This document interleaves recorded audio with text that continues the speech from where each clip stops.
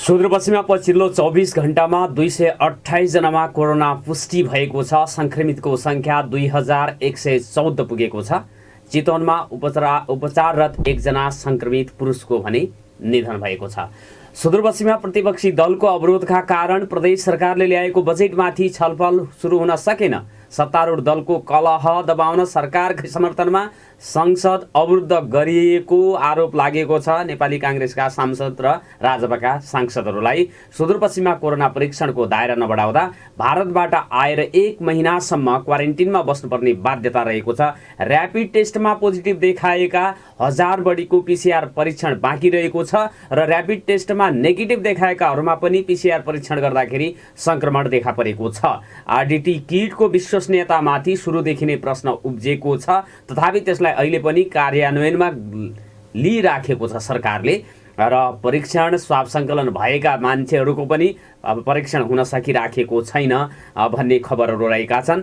आज मैले नागरिक सवालमा विविध विषयमा कुराकानी गर्नेछु। यसै गरी विश्वमा कोरोना संक्रमितको संख्या 1 करोड नाघेको छ र 5 लाख बढीको निधन भएको खबरहरू छन्। हावाको दिशा र गतिमा आएको परिवर्तनले सलह नेपालमा प्रवेश गरिएको छ भन्ने अनुमान गरिएको छ। बारा पर्सा सिन्धुली सर्लाही रूपन्देही जिल्लामा सलह देखा परेको खबरहरू प्राप्त भएका छन्। आदरणीय श्रोता, हार्दिक नमस्कार एवं स्वागत छ कार्यक्रम नागरिक सवालमा। म नारायण अवस्थी, प्रविधिमा साथ दिँदै हुनुहुन्छ सुनिलजी र नवीनजीले। नागरिक सवालमा हामी विभिन्न विषयमा प्रश्न गर्छौँ, बहस गर्छौँ र आजको बहसको लागि आज आइतबार हो र हामीले आइतबार केही दिन 7-8 वटा आइतबारमा हामीले एफएमडीसी, युनिसेफ र दिनेश एफएमको सहकार्यमा हामीले चाहिँ महिला बालबालिका, ज्येष्ठ नागरिक र अपाङ्गता भएका व्यक्तिहरूका सम्बन्धमा बहसहरू चलाएका थियौँ। कार्यक्रम सञ्चालन गरेको जानकारी म यहाँहरूलाई गराउन चाहन्छु।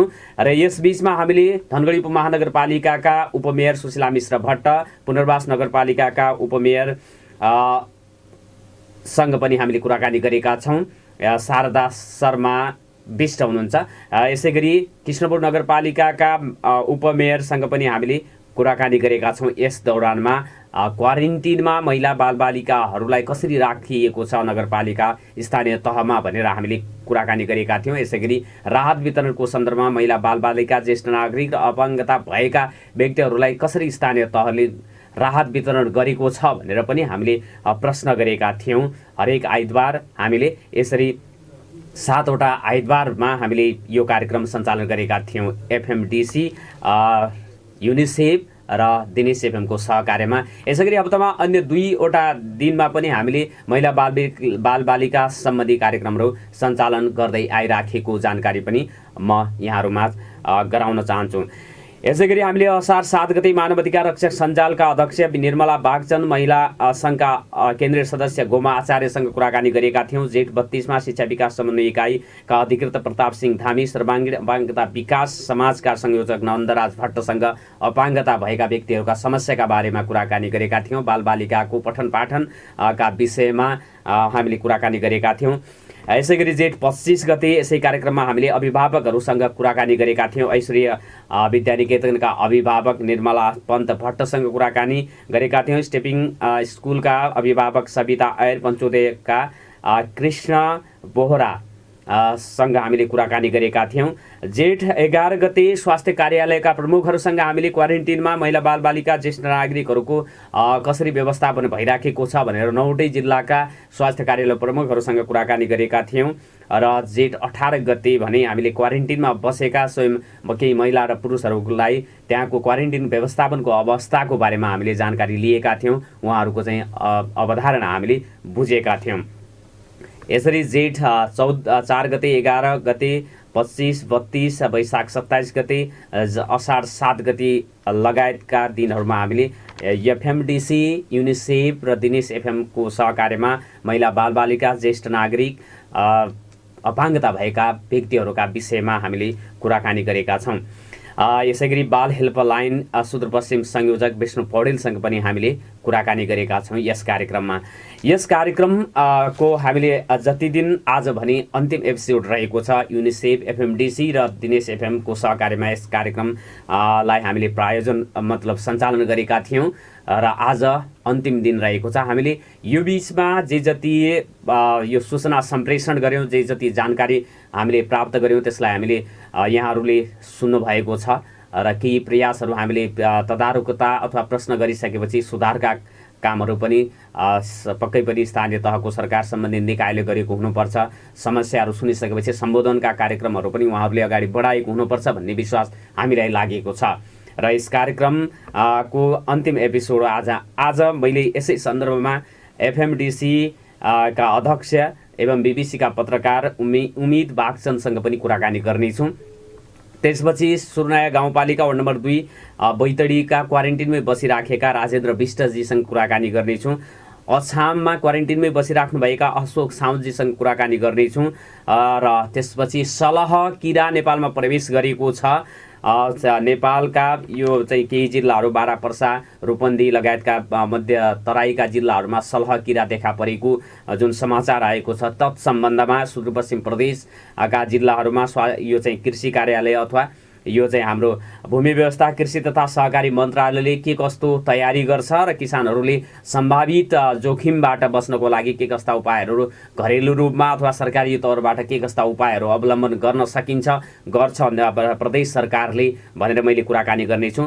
भूमि व्यवस्था कृषि तथा सहकारी मन्त्रालयका प्रवक्ता खगेन्द्र प्रसाद शर्मासँग मैले आजको बसाइमा कुराकानी गर्नेछु। उहाँसँग मैले 8 बजेपछि कुराकानी गर्नेछु। त्योभन्दा अगाडि एफएमडिसी का अध्यक्ष एवं बीबीसी का पत्रकार उम्मेद बागचन्दसँग म कुराकानी गर्न गइराखेको छु। त्यसपछि क्वारेन्टिनमा बसेका नागरिकहरूसँग कुराकानी गर्नेछु। हामीसँग कुराकानी गर्नको लागि बीबीसी का पत्रकार एवं एफएमडिसी का अध्यक्ष उम्मेद बागचन्द जोडिनु भएको छ। यहाँलाई नागरिक सलमा हार्दिक स्वागत छ। नमस्कार। धन्यवाद नारायणजी। हजुर आराम हुनुहुन्छ? आरामै छ। यो चाहिँ अब एफएमडिसीले महिला बालबालिका ज्येष्ठ नागरिक अथवा जसका आवाजहरू सुनिँदैनन् तिनीहरूका आवाजहरूलाई सुनाउनुको लागि विविध खाले कार्यक्रमहरू सञ्चालन गरिराखेको छ। तपाईँहरूको सहयोगमा हामीले पनि केही दिनसम्म यो कार्यक्रम सञ्चालन गरेका छौँ।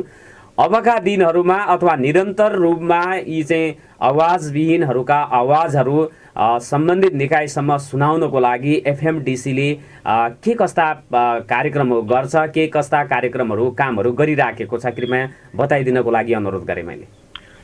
नारायणजी, एफएमडिसीले जुन युनिसेफसँग साझेदारी गरिसकेपछि सम्झौता गरिसकेपछि हामी कर्णाली प्रदेश र सुदूरपश्चिम प्रदेश र 5 नम्बर प्रदेशको बाँके र बर्दिया जिल्लामा रहेका करिब 36वटा एफएमबाट हामीले यो कोभिड-19 कोरोना भाइरस नियन्त्रणका लागि सञ्चार क्षेत्रबाट अथवा सन्देश दिएर सबैलाई सतर्क र सचेत रहनका लागि जुन खालको सन्देश हामीले दिने प्रयास गर्यौं र यो करिब 36वटा एफएमहरूबाट यी सन्देशहरू प्रभाव भइरहेका छन्।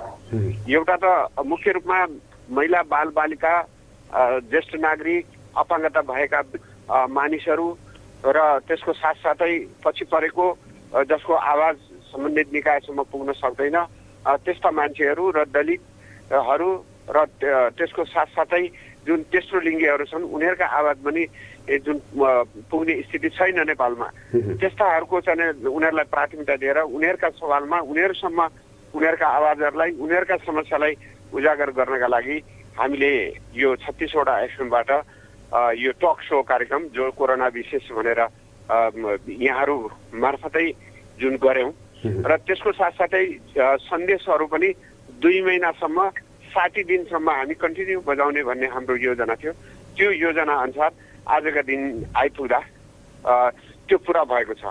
र अर्को कुरा त्यति मात्र होइन, अबको 3 महिना 4 महिना हामी फेर थप दुईटा काम गर्दैछौँ। त्यो भनेको सुदूरपश्चिम प्रदेशका 9वटै जिल्लाका 88वटा पालिका र त्यसका 734वटा वडाहरूमा यो खालको समस्या जुन नागरिक के अरे यो महिला बालबालिका ज्येष्ठ नागरिक अपाङ्गता भएका जुन पहुँच नभएका छन् उनीहरूको अवस्था के छ 3 महिनासम्म हामी त्यो मोनिटरिङ गर्छौँ, अनुगमन गर्छौँ र त्यो कमसेकम सरकारको ध्यानाकर्षण गराउँछौँ कि तिम्रो वडामा रहेका परिवार यस्ता खालका मान्छेहरू यो समस्यामा छन् भनेर सरकारको ध्यानाकर्षण गराउने काम गर्छौँ। र यसका लागि कर्णाली प्रदेश सरकार र सरकारको सामाजिक विकास मन्त्रालय र सुदूरपश्चिम प्रदेश सरकारको सामाजिक विकास मन्त्रालय पनि यसमा इन्भल्भ छ र हामीले यो संयुक्त रूपमा हामी सन्देशहरू प्रवाह गरिरहेका छौँ। केही सन्देशहरू सरकारले आफैले उत्पादन गरेका सन्देशहरू छन् भने केही सन्देश हामीले उत्पादन गरेका सन्देशहरू प्रसारण भइरहेका छन्। यसको साथसाथै हामी 3 महिनासम्मका लागि अहिले बोर्डरमा सूचना केन्द्र अथवा सन्देश प्रवाह केन्द्रको रूपमा हामी डेभलप गर्न गइरहेका छौँ। एकजना हाम्रो साथीले सहकर्मीले त्यहाँ स्ट्यान्ड बाई बस्नुहुन्छ र साउन्ड सिस्टम राखिन्छ।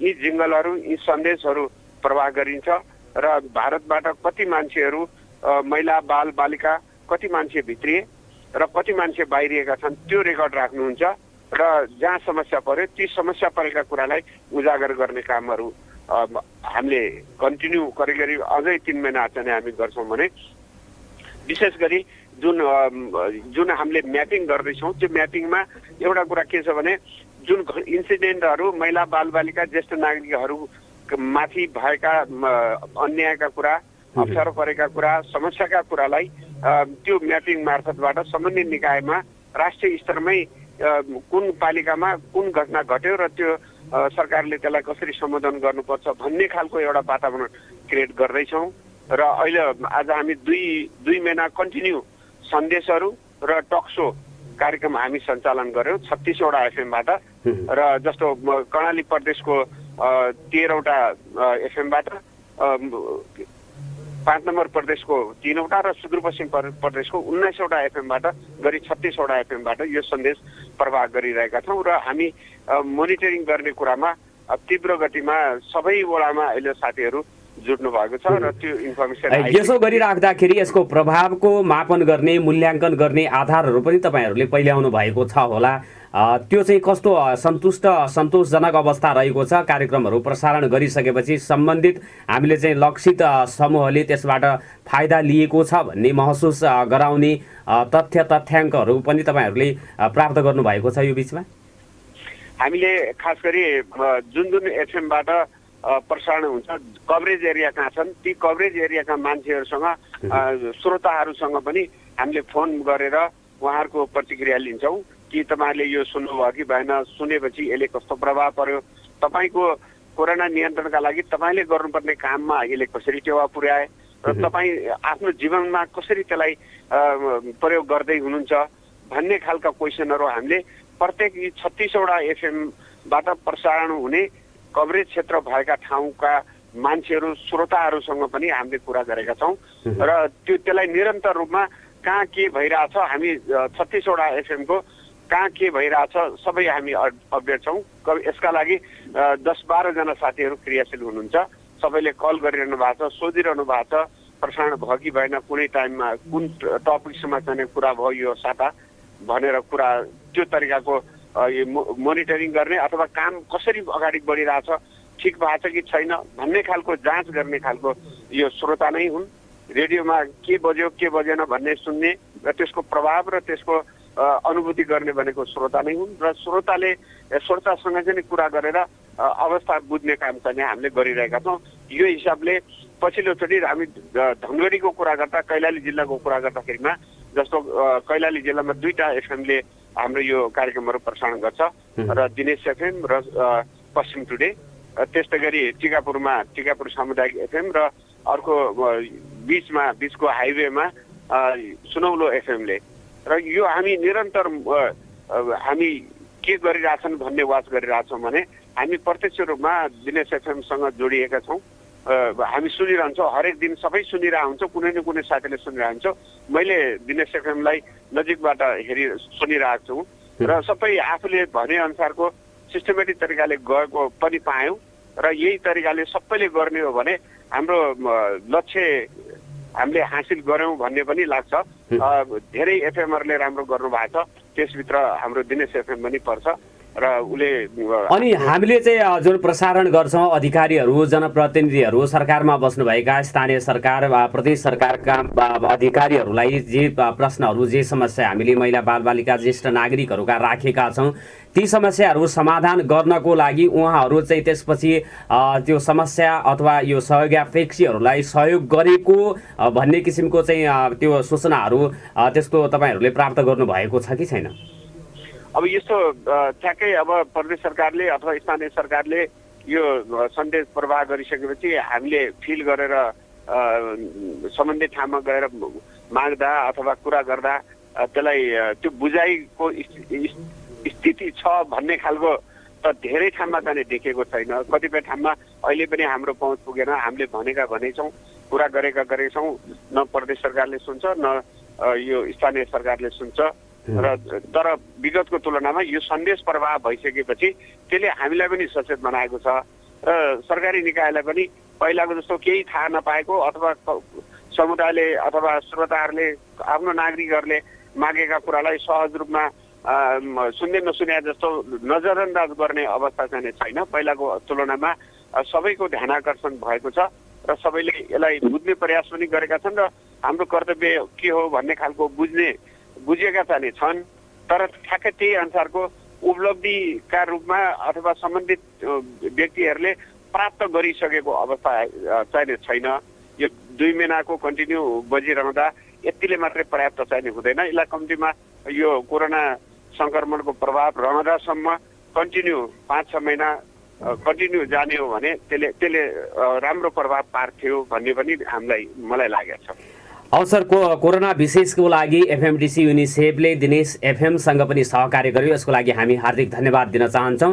र जुन तपाईँहरूले महिला बालबालिका ज्येष्ठ नागरिक र अपाङ्गता भएका नागरिकहरूका विषयवस्तुमा बहस गर्न प्रश्न गर्न हामीलाई पनि प्रेरित गर्नुभएकोमा म पुनः यहाँहरूलाई धन्यवाद दिन चाहन्छु। धन्यवाद नवराजी, अवस्थीजी। हजुर, यसले साँच्चै यो खालको हाम्रो सहकार्यले यसले हामी सबैलाई हाम्रो दायित्व हाम्रो कर्तव्य हामीले पनि के यो समाजका लागि यो समस्या देशमा समस्या आइपर्दा हामीले पनि केही गर्नुपर्छ भन्ने खालको यसले अनुभूति गराएको छ। र त्यो हिसाबले पनि हामी यसलाई अझै अन्यत्रबाट पनि कसरी कन्टिन्युटी दिन सकिन्छ भन्ने कुरामा पनि हामी लाग्नेछौँ। र जुन खालको हामीले भनेका कुराहरू र हामीले उठाउने भनेका विषयवस्तुहरूमा दिनेश एफएमले अत्यन्त मजबुतसँग महत्त्वपूर्णसँग उठाइदिएको छ। र फेरि पनि यहाँहरूसँग आग्रह के रहन्छ भने हामी यो सम्झौताको हिसाबले हामी आज हाम्रो सम्झौता सकिएको छ। तर मेरो आग्रह के छ भने हामीले अलिकति पछि प्रसारण गरेको भनेको यो उसो हात मुख धुने कुराहरू अथवा यो खालको जुन जीवनमा प्रत्यक्ष प्रभाव पार्ने खालको छ त्यो एउटा जिङ्गल चाहिँ नि यहाँहरूले कन्टिन्यू आफ्नो अनुकूलता अनुसारले बजाइदिनु भयो भने त्यो पनि हामी यहाँहरूप्रति आग्रह गर्छौँ र आभारी पनि हुनेछौँ। र यसको साथसाथै आगामी दिनमा कसरी हामी अझै सहकार्य गरेर जान सकिन्छ भन्ने कुरामा प्रयास गर्नेछौँ। र दिनेश एफएमलाई धेरै धेरै धन्यवाद। हस्, धन्यवाद। समय दिनुभयो यसको लागि म धन्यवाद दिन चाहन्छु। आदरणीय श्रोता, उहाँ हुनुहुन्थ्यो एफएमडिसीका अध्यक्ष एवं बिबिसीका पत्रकार उम्मेद बागचन। उहाँसँग मैले कुराकानी गरेँ। हामीले एफएमडिसी युनिसेफ र दिनेश एफएम को सहकार्यमा कोरोना विशेष भनेर यो हरेक आइतबार कार्यक्रम चलाएका थियौँ। दुईवटा हामी शनिबारको दिन पनि यो कार्यक्रम गरेको कुरा म जानकारी गराउन चाहन्छु। महिला बालबालिका ज्येष्ठ नागरिक र अपाङ्गता भएका व्यक्तिहरूका समस्याहरूलाई हामीले उजागर गर्ने र ती समस्या समाधान गर्नको लागि हामीले सम्बन्धित निकायलाई चाहिँ भन्ने पहल गर्ने भनेर उहाँहरूसँग संवाद गरेर हामीले ती समस्याहरूलाई अवगत गराउने प्रयास गरेका थियौँ। यसको लागि म एफएमडिसी युनिसेफलाई हार्दिक धन्यवाद दिन चाहन्छु। अब भने हामी क्वारेन्टिनमा रहेका नागरिकहरूको अवस्थाको बारेमा कुराकानी गर्न गइराखेका छौँ। बैतडीका सुर्नया गाउँपालिका वार्ड नम्बर 2 बैतडीका स्थानीय राजेन्द्र विष्टसँग मैले कुराकानी गर्नेछु। त्यसपछि हामी 8 बजे 8 बज्छ होला, 10 मिनट जति हामीसँग समय छ उहाँसँग कुराकानी गर्न। 8 बजेपछि हामी सलहको कुराकानी गर्नेछौँ। भूमि व्यवस्था कृषि सहकारी मन्त्रालयका प्रवक्ता खगेन्द्र प्रसाद शर्मासँग मैले कुराकानी गर्नेछु र त्यसपछि उहाँसँग कुराकानी गरिसकेपछि अछाम जिल्लाको क्वारेन्टिनमा रहेका एकजना नागरिकसँग मैले कुराकानी गर्नेछु। बैतडीका राजेन्द्र विष्टसँग टेलिफोन सम्पर्कमा उहाँलाई जोड दिनको लागि प्रविधि मित्रलाई म अनुरोध गर्न चाहन्छु। अब यो चाहिँ क्वारेन्टिनका कुराहरू भन्ने भने महिनौँ दिनसम्म क्वारेन्टिनमा बस्नुपर्ने स्थिति रहेको छ। भर्खरै पनि हामीले चाहिँ यो सुदूरपश्चिममा झन्डै 16,000 क्वारेन्टिनमा रहेका छन्। 4,000को रिपोर्ट आउन अझै बाँकी रहेको छ स्वाब सङ्कलन गरिसकेपछि भन्ने खबरहरू पनि सूचनाहरू समाचारहरू पनि प्रकाशित भएका छन्। प्रदेशको बजेट अधिवेशन चालु छ तर संसद लगातार रूपमा अवरुद्ध गरिएको छ। प्रमुख प्रतिपक्षी नेपाली काङ्ग्रेस र राजपाले सदन अवरुद्ध गरेको अवस्था रहेको छ। हामीसँग कुराकानी गर्नको लागि बैतडी जिल्लाको सुर्नाया गाउँपालिका वार्ड नम्बर 2 बाट राजेन्द्र विष्ट चाहिँ जोडिनु भएको छ। राजेन्द्रजी, यहाँलाई नागरिक सभामा हार्दिक स्वागत छ। नमस्कार। हजुर सर, नमस्कार। नमस्कार हजुर। के छ, कस्तो छ अवस्था, आराम हुनुहुन्छ? हजुर हामी सब ठिकै छ, एकदम सन्तोष भन्नु पर्यो हजुर। वडा नम्बर 2 तपाईँको साबिकको बासुलिङ गाउँ विकास समितिको क्वारेन्टिनमा हुनुहुन्छ तपाईहरू, कतिजना हुनुहुन्छ? हजुर हामी चाहिँ टोटल अब 31 जना जति छौँ है। त्यसमध्ये हामी 10 जना चाहिँ पोजिटिभ भएका व्यक्तिहरू, आरडिटी पोजिटिभ भएको र हिजो समाचार आएको छ कि हामी 4 जनालाई चाहिँ पोजिटिभ नै देखाएको रे। पिसिआर गर्दाखेरि हजुर पिसिआर गर्दाखेरि हिजो रिपोर्ट आएको, त्यही भएर हामीहरूलाई त्यस्तो आरोप लाग्यो भन्नु कि अब त्यो चेक जाँच नै आयो तर 6 जनाको चाहिँ रिपोर्ट आएको छैन, केही पनि छैन। तपाईहरू चाहिँ क्वारेन्टिनमा बसेको कति दिन भयो आज? हामी ठ्याक्कै 1 महिना 1 दिन भयो आज ठ्याक्कै बसेको दिन। भनेपछि 31 दिन भएको छ। 31 दिन हुँदासम्म तपाईँहरूको पिसिआरको लागि स्वाब सङ्कलन कतिौँ दिनमा गरेको थियो? 14-15 दिनपछि गरेको हुनुपर्छ। हजुर 14 दिन पछि गरेको थियो स्वाब सङ्कलन। त्यो अनि स्वाब सङ्कलन पनि हाम्रो चेक गरेको, आरडिटी चेक गरेको 4औं दिनमा तिनीहरू सङ्कलन गरेको थियो हजुर। अनि फेरि यहाँबाट धनगढी पठायो, धनगढीबाट फेरि त्यहाँ भिडभाड छ भनेर काठमाडौँ पठाउने यिनीहरूले खै के गर्यो भित्रबाट हामीले थाहा पाएनौँ त्यति। अनि हिजो रिपोर्ट आएर 4 जनालाई चाहिँ पोजिटिभ देखायो अरे। तर हामी पिसिआर पोजिटिभ देखिएको छ 4 जनामा, तपाईँहरूकै बिचमा अझै बाँकी चाहिँ व्यक्तिहरूको त्यो चाहिँ रिपोर्ट आएको छैन? आएको छैन, केही पनि जानकारी भएको छैन। अब त्यही भएर आज हामीहरूले यहाँ चाहिँ वडा अध्यक्ष अनि सुर्नाया गाउँपालिकाको अध्यक्षजी अनि लगायत यहाँका सम्पूर्ण जति पनि प्रतिनिधिहरू छन् उहाँहरू सबैलाई बोलाएर र जिल्लाबाट हामीलाई एकदमै राम्रो स्वास्थ्य कर्मी मगाएर हामीले आज पुनः आरडिटी पिसिआर चेक जाँच गराउने चाहिँ आज जमर्को गरेका छौँ। अब 1 दिनपछि के हुन्छ हामी अब सबै 4 जनामा त राजेन्द्रजी 4 जनामा त पिसिआर परीक्षणको रिपोर्ट चाहिँ पोजिटिभ आयो भन्दै हुनुहुन्छ तपाईँहरूले? हजुर हजुर अनि उहाँहरू र तपाईँहरू जस्तो 100 जनाको सङ्ख्यामा एउटै क्वारेन्टिनमा बस्दाखेरि तपाईँहरूको त्यो भौतिक दूरी कायम भएको थियो, सँगसँगै हुनुहुन्थ्यो होला, अन्यमा पनि सङ्क्रमण भएको हुँदाखेरि त्यो 100 जनाकै पिसिआर सङ्कलन गर्नुपर्ने अवस्था आएन र? अब हजुर नै हामी एउटा कोठामा 10 जना हौ, अरू बाँकी चाहिँ अन्य कोठाहरूमा 10 जना मध्ये तपाईँको 4 जनामा पोजिटिभ देखिएको छ, 6 जनाको रिपोर्ट आएको छैन। हजुर एकदम जायज कुरा हजुर।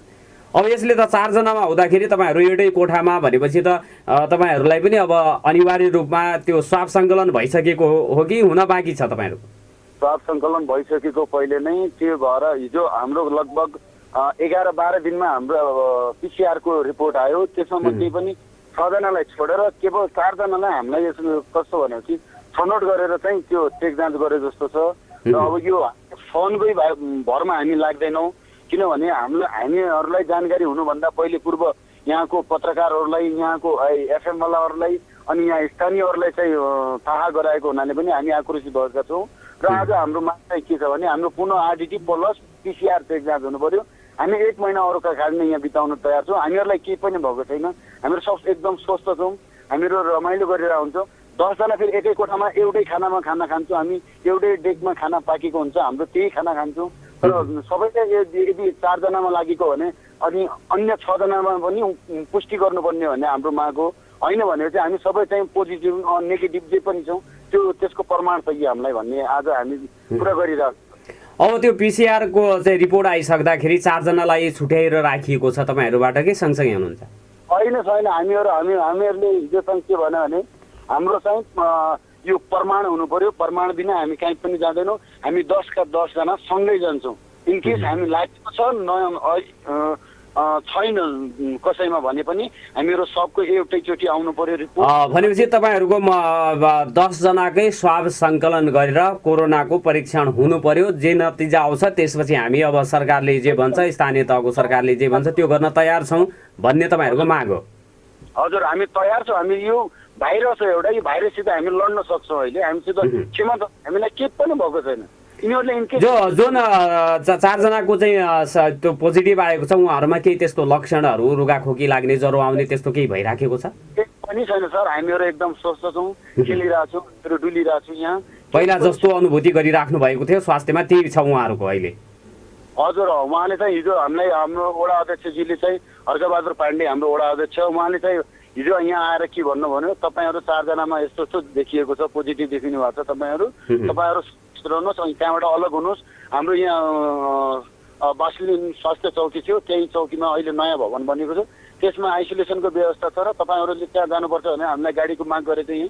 हामीले भने हामी कहीँ पनि जाँदैनौँ, हामी 10 जनाको पहिले यहाँ त प्रुफ हुनु पर्यो, त्यही भएर मात्र हामी जान्छौँ, नत्र कोही पनि जाँदैन यहाँबाट भनेर हामीले हिजो अडान लिएका छौँ। आज हाम्रो अहिले एकछिनपछि हाम्रो यहाँ माग छ, हामीहरूले सबै प्रतिनिधिहरूलाई जिल्लाबाट बोलाएर पनि हामीले यो कुरालाई प्रस्ताव राखेर अनि हामीहरूको मागलाई अगाडि बढाएको छौँ। आज त्यही क्वारेन्टिनमा अन्यहरूको चाहिँ त्यो परीक्षण स्वाब संकलन भएको छ कि छैन? 100 जना मध्ये तपाईँ 10 जना भनेपछि 90 जनाको अवस्था के छ? हजुर, अन्य बाँकीहरू अब कतिजना घर गइसक्यो है, त्यतिकै नेगेटिभ नै बताएर सब घर गइसक्यो बिजानी।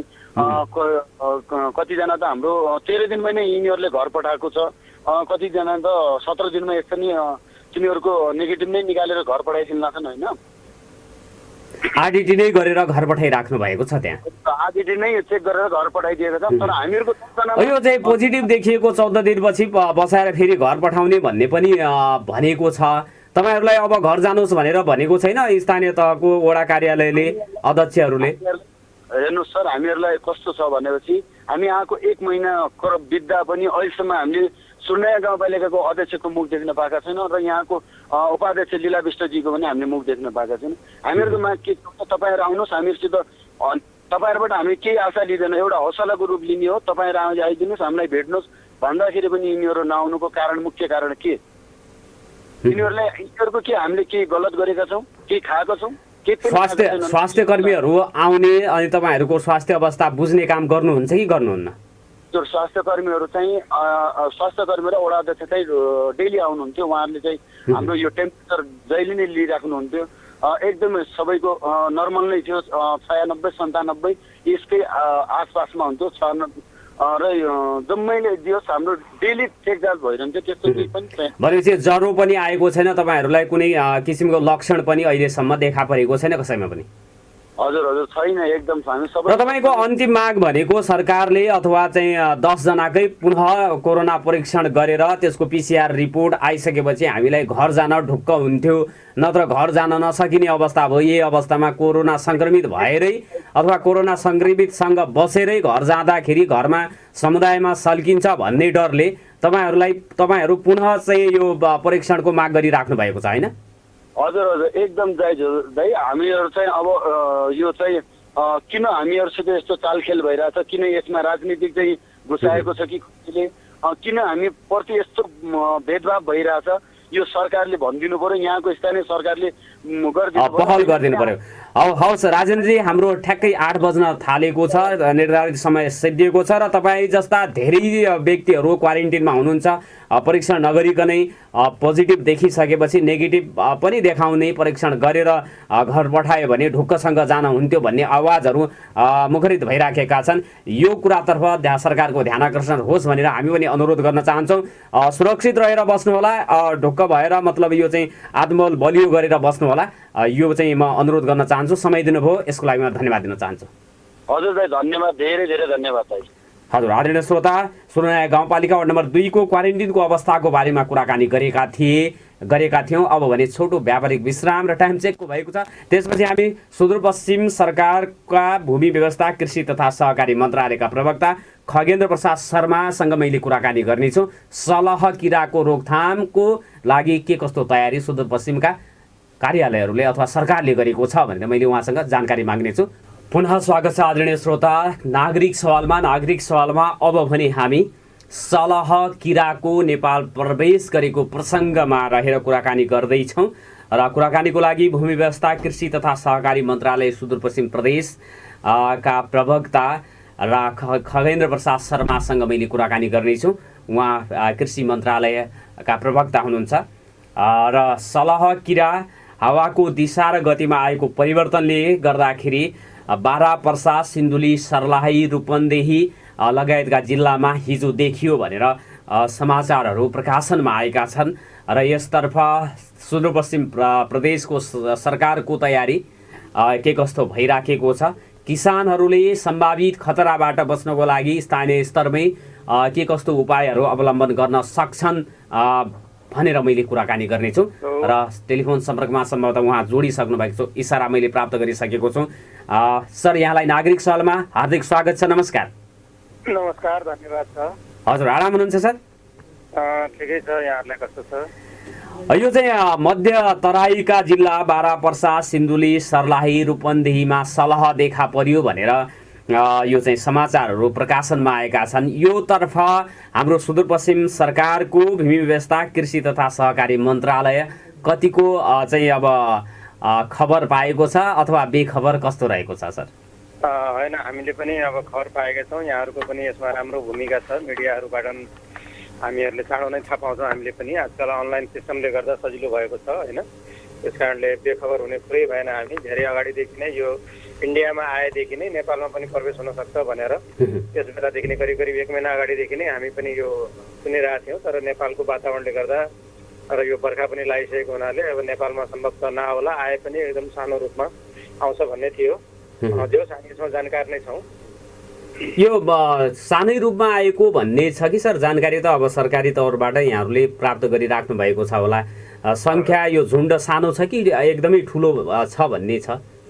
अहिले प्रारम्भिक जानकारी अनुसार सानो नै भन्ने छ, किनकि नेपालको वातावरण चाहिँ अलिकति मरुभूमि टाइपको छ नि। यसलाई मरुभूमि सलह पनि भन्छन्। यो चाहिँ मरुभूमिमा बस्न रुचाउने, मरुभूमिमा यसको जीवनचक्र चल्ने भनौँ न, त्यसले फुल पार्ने चाहिँ मरुभूमिमै हुन्छ र वरिपरिको मरुभूमिको वरिपरिको अलिकति गर्मी ओसिलो वातावरणमा चाहिँ यो बस्छ र त्यहाँको बालीलाई बढी खाने भावनाले र नेपालमा त्यस्तो मरुभूमि टाइपको हावापानी नभए यहाँ चाहिँ त्यस्तो नोक्सानी हुँदैन भन्ने हो। र फेरि यो बर्खा लागिसकेको हुनाले पनि त्यसले अलिकति सुक्खा मन पराउँछ भन्ने छ।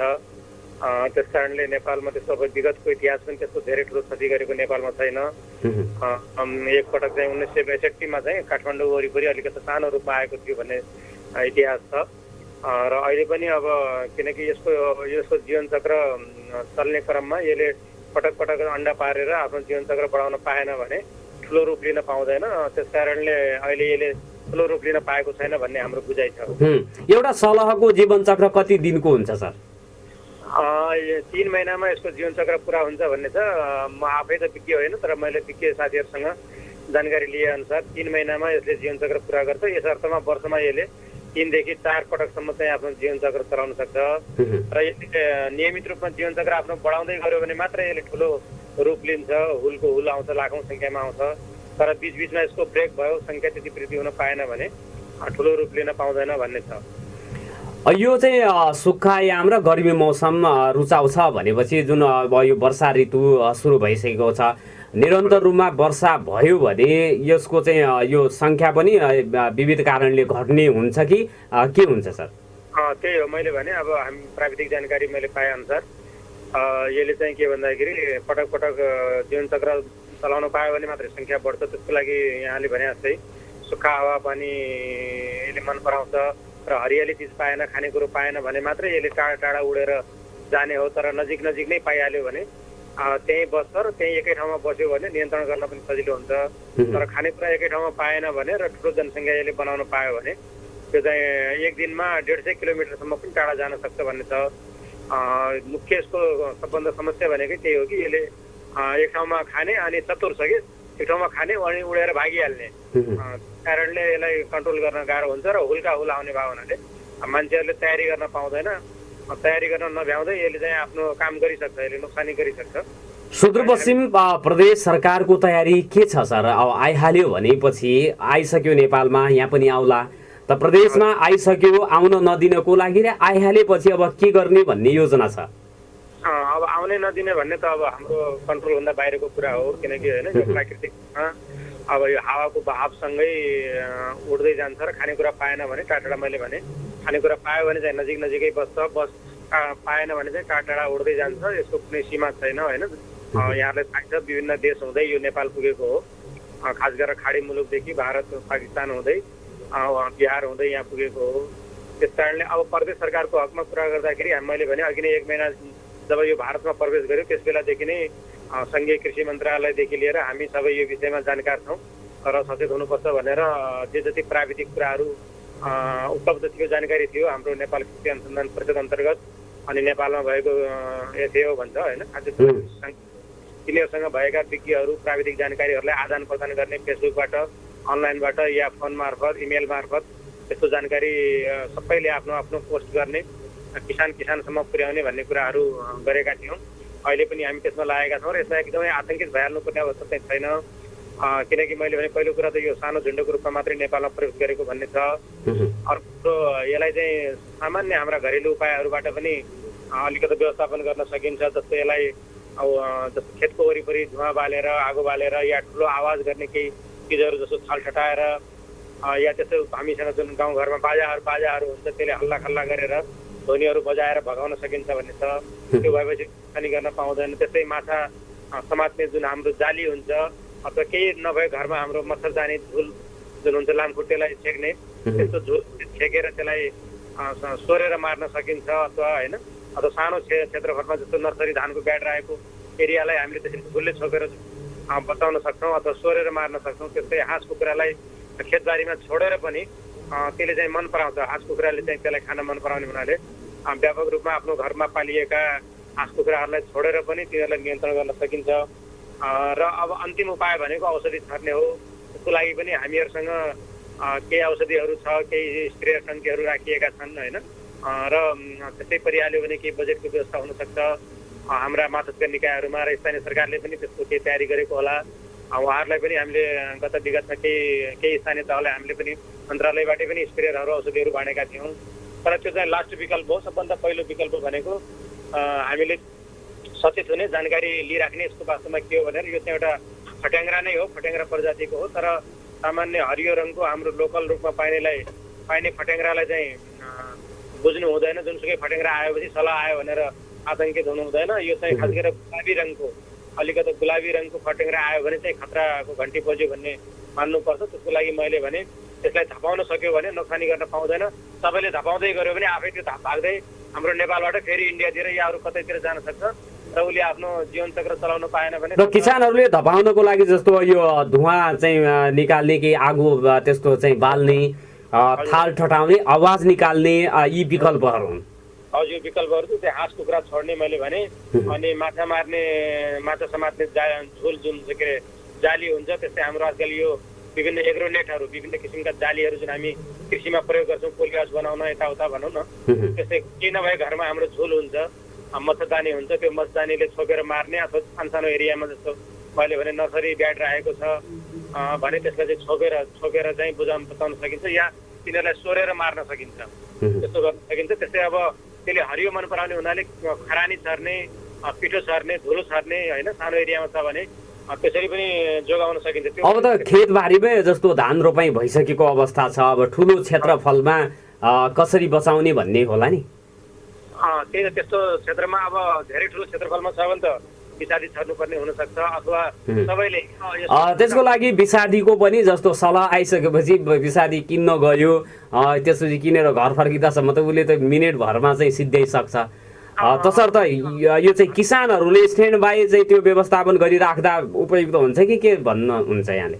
मेरो आफ्नो विचारमा विषादीलाई धेरै हामी महत्त्व दिँदैनौँ, जोड दिँदैनौँ, किनकि विषादी एक त के भन्दाखेरि व्यापक मात्रामा सर्नुपर्ने हुन्छ, गाउँका गाउँ बस्तीका बस्ती सर्नुपर्ने हुन्छ होइन। त्यसले गर्दा वातावरणमा पनि असर गर्छ, बालबच्चालाई अन्य जीव किराहरूलाई पनि समस्या गर्छ गर्न त। त्यसले विषादी छर्नुभन्दा सबैले मुख्य सबभन्दा राम्रो भनेको हो हल्ला गरेर हुन्छ कि आगो बालेर धुवा बालेर धपाउने, त्यस्तै हाँस कुखुराहरू छन् भने छोड्ने, त्यसपछि मैले भने जाली झुल लगाए, झुलले चाहिँ छोपेर मार्ने र मैले भने खरानी जाली अथवा झुलले पनि करोड लाखौँको संख्यामा सलहहरूलाई ट्र्यापमा पार्न सकिन्छ यो झुन्डमा आउने भएर होइन। किनकि तिनीहरू एकै ठाउँमा बस्छन् नि त, तिनीहरू मतलब धेरै छरिएर बस्दैनन् कि एकै ठाउँमा झुम्म भएर आउने भावनाले तिनीहरूलाई चाहिँ माछा मारे जस्तै, माछालाई छोपे जस्तै जालीले चाहिँ माछा मार्ने जालीले या झुलले छोपेर मार्न सकिन्छ होइन। या तुरुन्तै चाहिँ औषधि स्प्रे गर्न सक्ने ती बसेकै अवस्थामा हुन्छ कि हुँदैन सर? तुरुन्तै औषधि छर्नु अवस्थामा हुँदैन, बरु अब गाउँघरमा स्प्रे टङ्कीहरू छन् भने त्यसलाई चाहिँ एउटा चालु हालतमा राख्ने, छैन भने अब स्थानीय सरकारसँग भनेर प्रदेश सरकारसँग भनेर केही औषधि छर्ने भाँडाहरू चाहिँ चालु हालतमा राख्ने र त्यसलाई अब घरेलु औषधिहरू नै जस्तो अब गौस पानी नै भयो, लसुन पानी भयो, खुर्सानी पानी भयो भनौँ, यस्ता घरेलु जडीबुटीहरूले छरेर पनि धपाउन सकिन्छ कि त्यसले मार्ने होइन कि त्यसले चाहिँ धपाउँदै गयो भने त नोक्सानी हुन पाएन नि। अन्त गाउँघरमा भएको केही नभए गौस पानी छरेर लसुन पानी छरेर मैले भने खरानी पिठो धुलो छरेर पनि त्यसलाई भगाउन सकिन्छ। त्यो भयो भने नोक्सानी हुँदैन र उसले आफ्नो जीवनचक्र चलाउन पाएन भने आफै निस्किने हुँदै जाने, आफै जनसङ्ख्या घट्दै जाने र यो वर्षा पनि भइराखेको हुनाले त्यति क्षति नपुर्याउला कि भन्ने हाम्रो अहिले अनुमान छ। त्यही पनि सतर्क र सजग चाहिँ भइरहनुपर्छ, आतंकित हुनुपर्ने जरुरी चाहिँ छैन। प्रदेशको कृषि मन्त्रालयले जस्तो प्रदेशभरिकै 88 वटा स्थानीय तह छ, त्यसपछि 734 वटा वडाहरूसँग स्थानीय तहहरूलाई समन्वय गर्नुहोस् यस विषयमा भनेर त्यो पत्राचार गर्ने अथवा संवाद गर्ने आवश्यक बजेटको व्यवस्थापनको लागि चाहिँ तपाईँहरूले काम गरिराख्नु भएको छ? हजुर, हामीले अब निर्देशनालय मार्फत हाम्रा कृषि ज्ञान केन्द्र, पशु सेवा विज्ञ केन्द्र मार्फत स्थानीय तहहरूसँग पनि हामी सम्पर्कमा छौँ। हरेक एक महिनामा हाम्रो स्थानीय तहका कृषि प्राविधिकहरूसँग हाम्रो ज्ञान केन्द्रका विज्ञ केन्द्रका साथीहरूसँग मिटिङ नै हुन्छ हरेक महिना, र त्यसमा पनि हामीले यस्ता कुराहरू भन्ने गरेका छौँ। र अहिले तपाईँका यो लोकप्रिय मिडियाबाट सबै आदरणीय हाम्रा स्थानीय तहका मेयर उपमेयरज्यूहरू, अध्यक्ष उपाध्यक्षज्यू लगायत भनौँ न सम्पूर्ण जनप्रतिनिधिहरू र त्यहाँका कार्यकारी प्रमुखज्यूहरूलाई र हाम्रा कृषि प्राविधिकहरूलाई म यसैबाट के भन्न चाहन्छु कि उहाँहरूले आफ्नो तर्फबाट पनि केही स्प्रे टङ्कीहरूको व्यवस्था चाहिँ यसको सलहको लागि मात्र होइन कि पछि पनि कुनै समस्याहरू आउन सक्छ, अरू पनि रोग किराहरू लाग्न सक्छ। त्यस कारणले कमसेकम 500वटा हरेक वडामा चाहिँ स्प्रे टङ्कीहरू राम्रो खालको को व्यवस्था गर्नु पर्यो र औषधि थप्नै पर्यो भने मैले भने घरेलु औषधिहरू अथवा निमजन्य आजकल अब बजारमा पनि धेरै असर नगर्ने केमिकल भन्दा पनि निमबाट बनेका अथवा जैविक आदिहरू पनि बजारमा पाइन्छ। त्यस्ता कुराहरूको अलिकति जोहो गरिराख्ने र आवश्यक पर्छ भने प्रदेश सरकारसँग पनि उहाँहरूले अनुरोध गर्नुभयो भने हामी मन्त्रालयमा भएको बजेटले, हामीसँग भएको स्रोत साधनले या हाम्रा मातहतमा भएका निर्देशनालय, बाली संरक्षण प्रयोगशाला लगायतका ज्ञान केन्द्रहरूसँग जे जति स्रोत साधन छ त्यसलाई पनि परिचालन गर्न सक्छौँ। र यसलाई अब आइहाल्यो भने अभियानकै रूपमा सबैले जानुपर्छ, यो चाहिँ कृषिको काम मात्रै हो भनेर पन्छ्याउने गर्नु हुँदैन। जसरी कोरोनाको लागि हामी सबै एकजुट भएर लागेका छौँ, त्यसै गरेर यसमा पनि यदि आइहाल्यो भने किसान दाजुभाइ दिदीबहिनीहरू सबैले स्थानीय तहबाट, गाउँबाट, वडाबाट किसान दाजुभाइहरूले आफ्नो वडामा, आफ्नो स्थानमा भएका कृषि प्राविधिकहरूसँग सरसल्लाह गरिराख्नुपर्ने स्प्रे ट्याङ्कीहरू प्लस आवश्यक यो जैविक औषधिहरूको जोहो गर्ने, त्यसपछि आइहाल्यो भने जस्तो नेटमै ट्र्याप गर्ने कुराहरू लगायतका विषयमा चाहिँ अब ख्याल गर्नुपर्ने अवस्था आइसक्यो।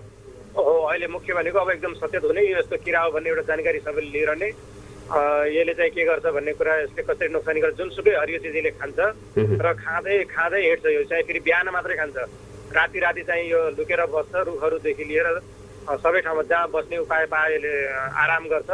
बिहान चाहिँ एकछिन घाम तापेर, बडा अचम्मको छ यो चाहिँ, एकछिन घाम तापेर आफूलाई तङ्ग्राएर त्यसपछि खान्छ यसले, त्यसपछि नोक्सानी गर्छ भनेपछि मध्य दिनमा यो सक्रिय हुने भयो होइन? होइन, बिहानको 8-10 बजेको बेलामा, 8 देखि 10 बजेको बेलामा यसले बढी सक्रिय हुन्छ अनि मध्य दिउँसोमा चाहिँ यो उडेर फेरि एक ठाउँबाट अर्को ठाउँमा जान्छ। त्यस कारणले यसलाई समात्ने, मार्ने, औषधि छर्ने भनेको बिहान पख सूर्य निस्किँदा बित्तिकै, घाम निस्किँदा बित्तिकै बिहानको भनौँ न अहिलेको अवस्थामा हाम्रो यहाँको कुरा गर्दाखेरि 5:30 बजेदेखि 7:30 बजेको 1.5-2 घन्टाको बिचमा औषधि छर्नु पर्यो या धपाउनु पर्यो भने त्यो बेला आयो कि आएन भनेर पनि किसानहरूले हेर्नुपर्ने भनेको बिहानको बेलामा सूर्योदय हुँदा साथ आफ्नो खेत वरिपरि गएर त्यो किरा आयो कि आएन भनेर हेर्नु पर्यो, सचेत हुनु पर्यो। आएछ भने मैले भने सकभर नपाउनु नै सबभन्दा राम्रो उपाय भनेको। र जस्तो अब कैलालीकै पूर्वी भागमा प्रवेश गर्यो भने त्यहाँबाट पनि आउँदैछ है भनेर यतातिरको चाहिँ स्थानीय तहहरू सरकारी निकायमा पनि खबर गर्ने प्रहरीहरू सबैले खबर गर्ने, मिडियाका साथीहरूले पनि खबर गर्ने, किसान दाजुभाइहरूले पनि जसले थाहा पाउँछ उसले यहाँ भनेर आफ्नो आफ्नो माध्यमबाट होइन खबर गर्ने र त्यसलाई धपाउनु नै सबभन्दा राम्रो उपाय हो। र धपाउने उपाय मैले धेरै उपाय भने, आगो बाल्ने, धुवा लगाउने, खरानी छर्नेदेखि लिएर होइन हाँस कुखुरा छोड्नेदेखि लिएर झुलको प्रयोग गर्ने, माछा समात्ने जालीको प्रयोग गर्ने मैले भने, र स्थानीय जडीबुटीहरू मैले भने होइन यस्ता कुराहरू प्रयोग गरेर चाहिँ सबभन्दा राम्रो उपाय त्यही नै हो। र बिहानको सूर्योदय पछिका 2-3 घण्टा 10 बजेसम्मको समयमा विशेष सतर्कता अपनाउने। विशेष सतर्कता भनेको बिहानै उठेर खेतबारीमा आफ्नो हेर्नु पर्यो। सूर्य निस्केपछि त्यो चाहिँ अलिकति सक्रिय हुन थाल्छ, अलिकति घाम ताप्छ भन्ने विज्ञहरूको भनाइ छ। घाम ताप्न उसले मन पराउँछ अरे, अलिकति आफूलाई सङ्ग्राउँछ। त्यो बेलामा नै हो तिनीहरूलाई हामीले औषधि छर्ने पनि, अलिकति कन्ट्रोल गर्ने पनि, धपाउने पनि भनेको त्यही बेला हो। त्यसैले बिहान 5:30 बजेदेखि 7-8 बजेसम्मको बेलामा अलिक बढी ध्यान दिनु पर्यो। हवस् सर, यो जानकारी दिनुभयो, यसको लागि म धन्यवाद दिन चाहन्छु। धन्यवाद, यहाँलाई पनि एउटा महत्त्वपूर्ण जानकारी दिने अवसर दिनुभयो र हामीले आफ्नो तर्फबाट पनि प्रयास गरिरहेका छौँ। यहाँ मिडियाको साथीहरूको पनि एकदमै भूमिका छ। सबैले आफ्नो तर्फबाट भूमिका खेलौँ, समन्वयका साथ अगाडि बढौँ। त्यो भयो भने आतङ्कित हुनुपर्ने अवस्था छैन, तर सचेत हौँ र सामान्य उपायबाट नै यसलाई धपाउन सकिन्छ, हटाउन सकिन्छ, हाम्रो पानीलाई जोगाउन सकिन्छ। धन्यवाद। हवस्। आदरणीय श्रोता, उहाँ हुनुहुन्थ्यो भूमि व्यवस्था कृषि तथा सहकारी मन्त्रालयका प्रवक्ता खगेन्द्र प्रसाद शर्मा। आज असार 15 गते हो, धान दिवस पनि हो। धान दिवसको उपलक्ष्यमा सम्पूर्ण नेपाली किसानहरूलाई म हार्दिक शुभकामना दिन चाहन्छौँ। अब यो मानव लगाएर मुरी फलाउने दिन हो, आज धान दिवस मनाइन्छ। यसपछि हामी कुराकानी गर्नेछौँ अछाम जिल्लाको क्वारेन्टिनमा रहेका अशोक साउदजीसँग मैले कुराकानी गर्नेछु। प्राविधिक मित्रलाई उहाँलाई टेलिफोन सम्पर्कमा जोडिदिनको लागि अनुरोध गर्दछु। उहाँले सम्भवतः डायल गर्दै हुनुहुन्छ, टेलिफोन सम्पर्कमा जोड्दै हुनुहुन्छ। धान दिवसको उपलक्ष्यमा म यो कुरा गर्दै थिएँ। धान दिवसको सबैमा शुभकामना दिन चाहन्छु र यो क्वारेन्टिन, यो सलह किराको चाहिँ प्रकोपबाट बस्नको लागि बिहानको समयमा खास गरेर आफ्नो खेतबारीतर्फ के हुँदैछ, आकाशबाट धेरै ठुलो झुन्डमा आउने भएको हुँदाखेरि हामीहरूले किसानहरूले यो बिहानको पखको समयलाई विशेषता आफ्नो खेतबारीमा के हुँदैछ भन्ने कुरातर्फ चाहिँ लगाउनु होला भनेर म अनुरोध गर्न चाहन्छु। यसपछि मलाई चाहिँ सङ्केत गर्दै हुनुहुन्छ आज धान दिवसको कुरा मैले भने, सम्भवतः आज 14 गते हुनुपर्छ। मलाई माफ गर्नु होला यसको लागि। भोलि चाहिँ धान दिवस हो। मैले धान दिवसको शुभकामना, अग्रिम शुभकामना दिएँ भोलिको लागि। र सलहको किराको कुरा गर्दै थियौँ हामीले। भर्खरै खगेन्द्र प्रसाद शर्मा भूमि व्यवस्था कृषि तथा सहकारी मन्त्रालयका प्रवक्ता हुनुहुन्छ। उहाँका अनुसार सलह किरा सक्रिय हुन समय भनेको बिहानको समय हो। बिहानको समय पनि उज्यालो भइसकेपछि 7-8 बजेको समयमा यो एकदम सक्रिय हुन्छ भन्ने कुरा उहाँले भन्नुभएको छ। यो समयमा आफ्नो खेतबारीमा फेरि यो एकदमै ठुलो झुन्डमा आउने भएको, आकाश नै ढाकेर आउँछ भनेपछि कतातर्फ जाँदैछ, कहाँसम्म आएको छ भन्ने कुरा स्थानीय रूपमा तपाईँ सबैलाई थाहा हुन्छ। अनि आइराख्दाखेरि अथवा आएको छ भन्ने कुरालाई अब अहिले त सजिलो छ, समाचार माध्यमहरू, विभिन्न सरकारी निकाय, फेसबुकबाट, सामाजिक सञ्जालबाट पनि तपाईँहरूले यसलाई प्रसारण गरिदिनु भयो भने त्योभन्दा यतातिरको क्षेत्रका यो चाहिँ किसानहरू सजग रहेर तिनीहरूलाई नियन्त्रण गर्नको लागि तयारी अवस्थामा बस्न सक्ने अवस्था पनि रहन्छ। तसर्थ सलह किराको प्रकोप, कोरोनाको प्रकोप जस्तै नेपालमा नफैलियोस् भनेर म कामना गर्न चाहन्छु र किसान दाजुभाइहरूलाई यो चाहिँ सम्भावित खतराबाट बच्नको लागि तयारी अवस्थामा रहिरहनको लागि म अनुरोध गर्दछु। जैविक विषादीको प्रयोग गर्नको लागि, त्यसपछि विभिन्न खाले स्प्रेहरू जुन बजारमा उपलब्ध छन्, स्प्रे ट्याङ्की सहितको सहुलियत किसानहरूलाई दिनको लागि स्थानीय पालिकाहरूले को ध्यानाकर्षण होस् भनेर पनि म अनुरोध गर्न चाहन्छु। र कोरोनाको कहरका बीचमा जुन अहिले भर्खरै मैले भने सुदूरपश्चिममा पछिल्लो 24 घण्टामा 228 जनामा कोरोना पुष्टि भएको छ। सङ्क्रमितको सङ्ख्या सुदूरपश्चिम प्रदेशमा मात्रै 2114 पुगेको छ। यो अवस्थामा तपाईँ हामीले एकअर्काबाट जोगाउनु पर्ने, समुदायमा सङ्क्रमण नहोस् भन्नको लागि हामीले चाहिँ विशेष अब सावधानी अपनाउनु पर्ने हुन्छ। अति आवश्यक काम बाहेक अन्य अवस्थामा घरबाट बाहिर ननिक्लनु नै सबैभन्दा उत्तम एउटा विकल्प हुन सक्छ। र यदि हामी घरभन्दा बाहिर जान्छौँ भने मास्कको अनिवार्य रूपमा प्रयोग गर्ने, साबुन पानीले नियमित रूपमा हात धुने कुराहरू, अब सेनिटाइजर सकेसम्म खल्तीमै झोलामै बोकेर हिँड्ने र कुनै ठाउँलाई छोइएपछि अथवा कतै हामीले चाहिँ हात लगायो भने तुरुन्तै सेनिटाइज गर्ने, सेनिटाइजर हातमा लगाउने कुराहरू र अस्वाभाविक अनावश्यक रूपले हातले नाकमुख आँखा चाहिँ नछुने काम गर्दिन हुनको लागि पनि म अनुरोध गर्दछु। र यो चाहिँ एउटा भौतिक दूरी कायम गर्ने, अनिवार्य रूपमा मास्कको प्रयोग गर्ने र बजारमा किनमेल अथवा अब कार्यालयको कामको लागि पनि जाने आवश्यक अवस्था आउँछ। त्यो अवस्थामा पनि एक व्यक्तिदेखि अर्को व्यक्तिसम्मको दूरी कम्तीमा अब जति भनिएको छ 1 मिटर अथवा 1.5 मिटरको चाहिँ दूरी कायम गरेर बसिदिनुहोला र सुरक्षित भएर आफू पनि बस्नुहोला, अरूलाई पनि बस्नको लागि प्रेरित गरिदिनुहोला। नियमित रूपमा साबुन पानीले हात धुने, सेनिटाइजर लगाउने, मास्क लगाउने र अनावश्यक अब चाहिँ भिडभाड नगर्ने कुराहरू, व्यापार व्यवसाय अथवा सेवा प्रवाह गर्दाखेरि पनि व्यक्तिगत दूरी, भौतिक दूरी कायम गर्दिन हुनको लागि म अनुरोध गर्दछु। मैले अछामका एकजना अशोक साउजीसँग कुराकानी गर्ने भनेको थिएँ, उहाँसँग टेलिफोन सम्पर्क हुन सकिएको छैन। हाम्रो निर्धारित समय पनि झन्डै हामी नजिकमा पुगेका छौँ। 8:24 भएको छ। बाँकी 6 मिनट व्यापारिक विज्ञापनको लागि समर्पित गर्दै आजको बसाइबाट प्रविधिमा साथ दिनुहुने सुनिलजी र नवीनजीलाई धन्यवाद दिँदै र हामीसँग कुराकानी गर्नको लागि समय उपलब्ध गराउनुहुने एफएमडिसी एवं बीबीसीका पत्रकार, एफएमडिसीका अध्यक्ष उम्मेद बागचन, त्यसपछि राजेन्द्र विष्ट सुरनाया गाउँपालिका बैतडीका क्वारेन्टिनमा बसेका व्यक्ति र खगेन्द्र प्रसाद शर्मा भूमि व्यवस्था कृषि तथा सहकारी मन्त्रालयका प्रवक्ता, उहाँहरूलाई पनि धन्यवाद दिँदै हामीलाई हेर्नुहुने, सुन्नुहुने र हामीलाई फिडब्याक दिनुहुने हाम्रा तमाम शुभेच्छुक, शुभचिन्तक, श्रोता एवं दर्शकलाई पनि धन्यवाद दिँदै बिदा माग्छु। नमस्कार, शुभ दिन।